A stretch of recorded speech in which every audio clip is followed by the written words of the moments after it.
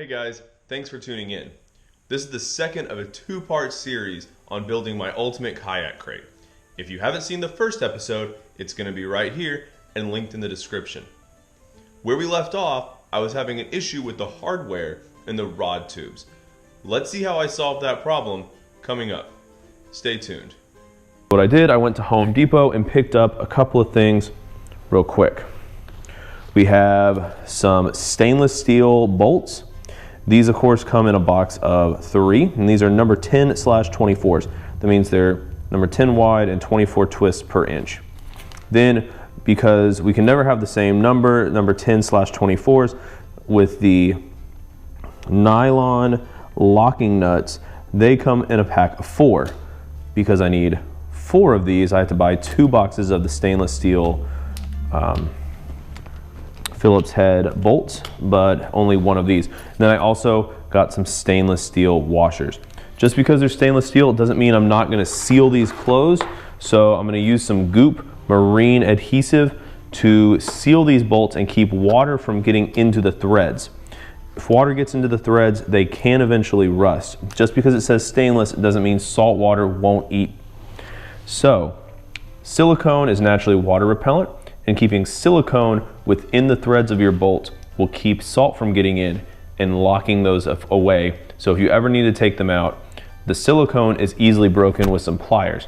Water and rust are not. So here we go. Okay, so first things first, I'm just going to find a spot for my tubes. I want them to be a little bit off the ground. So just a little bit elevated, and this is where I'm going to have my rod holder placed. So now I'm just going to hold it here and drill my pilot holes for. Hey guys, if you are looking to do this exactly as I'm doing it, I'm using a number 10/24 bolt, and I used a 5/32 drill bit. And what that leaves us with is a fit that is very snug. So this will eventually screw in. I'll use a screwdriver to get this down, but the bolt will go in, but it's nice and tight. So it's not gonna go anywhere on me, which works quite well. So this bolt's doing really good. This right here, we got this little bit of extra hanging off. So I'm going to use the handy Dremel, and I'm going to try to cut off this extra bit of bolt so I don't get that caught on anything as I'm fishing.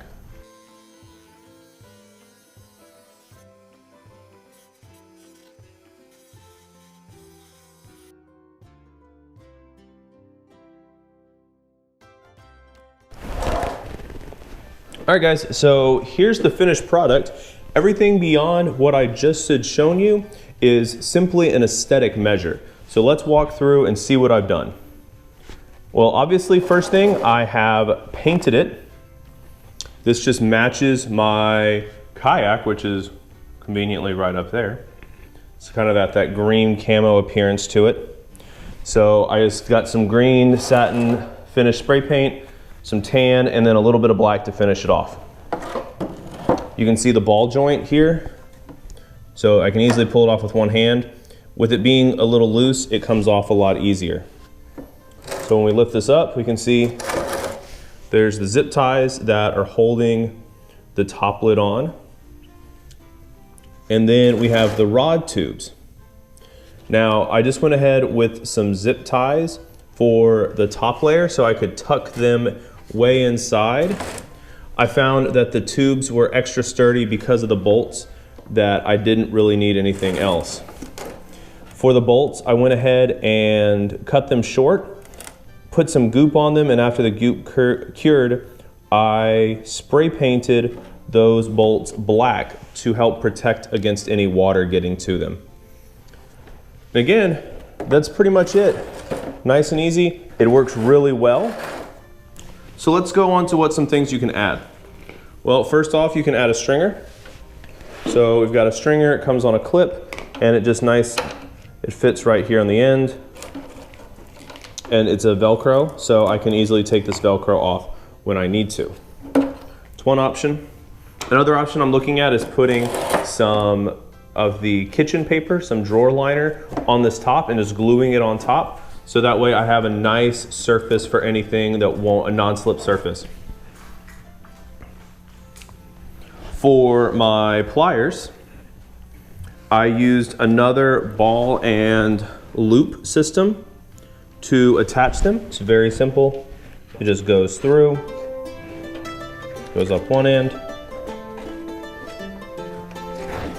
to the second, and attaches. That way I have a good connection. Once I'm sure that this will be here, I will probably end up zip tying it together, but this works for now. So the last thing I'm gonna do is add some bags to put things in. Now you can get a $15 bag to go on the front of your crate, and that's really handy. I think I found an alternative that's cheaper, so we'll see if that comes in, but for now, I got some school supply mesh bags. They have a little zipper on them, which I usually just leave open. I can easily recognize the colors to know what's in what. And I just attach them all with a carabiner, which just fits nicely on the top. So that way, as I close the bag, it stays in place without really taking up a whole lot of room. But yet, when I open it up, it's easily accessible. And again, these crates easily fit a 3600 bin with no problem. All right, guys, thank you so much for watching my second of two parts on updating my ultimate kayak crate.